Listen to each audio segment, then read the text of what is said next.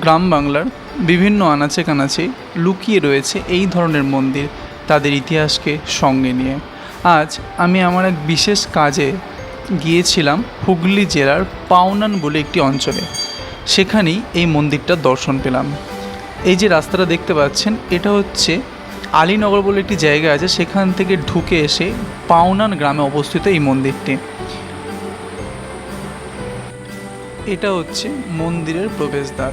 এখান দিয়ে ঢুকে এই যে দেখা যাচ্ছে দুটো মন্দির রয়েছে, তার মধ্যে একটি হচ্ছে মূল নাটমণ্ডপ আর একটি পাশে ছোট মন্দির রয়েছে। তো এই মন্দিরটির নাম হচ্ছে বাবা টাটেশ্বর বাবার মন্দির। শিবেরই একটি নাম টাটেশ্বর। এই যে দেখা যাচ্ছে মূর্তিটি, এটাই হচ্ছে বাবা টাটেশ্বরের মূর্তি। শোনা যায় এই মূর্তিটা নাকি মাটি ফুঁড়ে বেরিয়ে এসেছিল। মন্দিরটা খুব সুন্দর।